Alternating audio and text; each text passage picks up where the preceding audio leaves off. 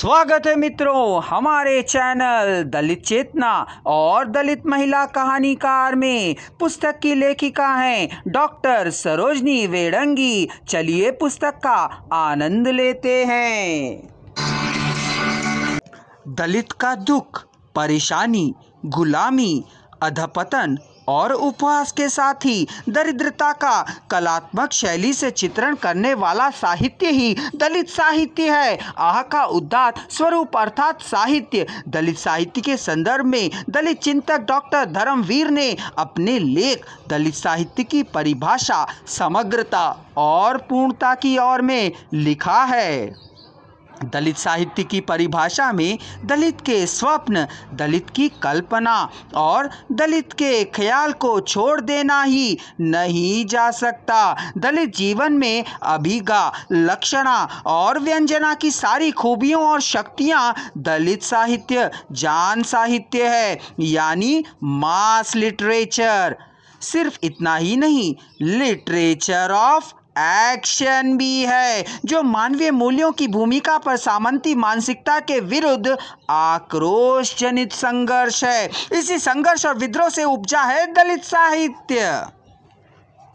माता प्रसाद जी के अनुसार दलित साहित्य किसी वर्ण विशेष का लेखन ना होकर उन सभी लोगों का है जिन्होंने भी उस पीड़ा का अनुभव करके उस पर साहित्य सृजन किया है। वह साहित्य ही दलित साहित्य कहलाएगा।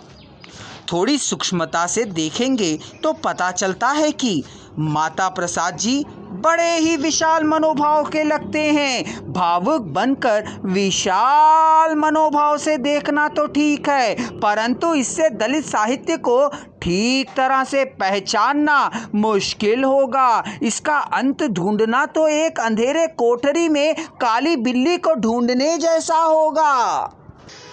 महाराष्ट्रीय साहित्यकार बाबूराव बग्गुल का कहना है कि दलित साहित्य का केंद्र बिंदु मानव है, जो मनुष्य को देश धर्म से भी उच्च स्तर पर रखता है। इसमें सामाजिक दर्द, जातिवाद की पीड़ा, शोषण और उत्पीड़न है। इसमें आत्मवाद और ईश्वरवाद के विरुद्ध की प्रेरणा है। दलित साहित्य एक ऐसा साहित्य है जो सभी तरह की वर्ण व्यवस्था, जात पात, ऊंच नीच के भेदभाव के दायरे से ऊपर है और जिस धर्म, भाषा और प्रदेश की सीमा में बांधा नहीं जा सकता। यह साहित्य सर्वहारा वर्ग की तरह निश्चल और सरल है।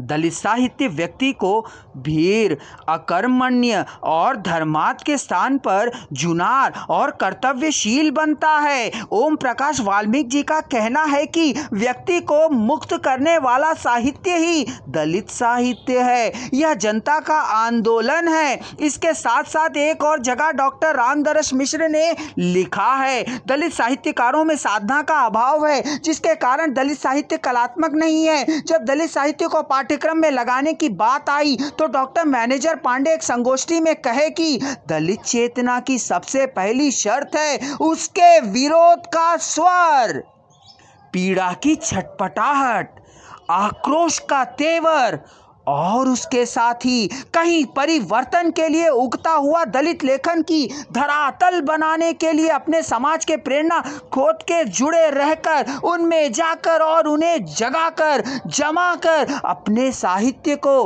खड़ा करना होगा।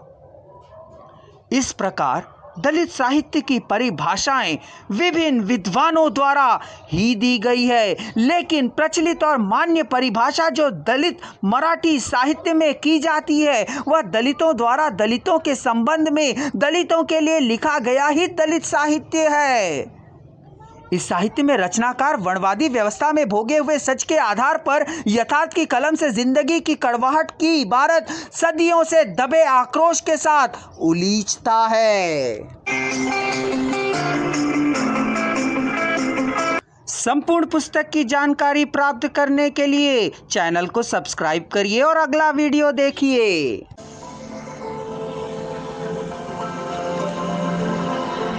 अगर आप संपूर्ण वॉइस को एक ही साथ सुनना चाहते हैं तो डिस्क्रिप्शन बॉक्स में दिए जा रहे लिंक को क्लिक कर लीजिए।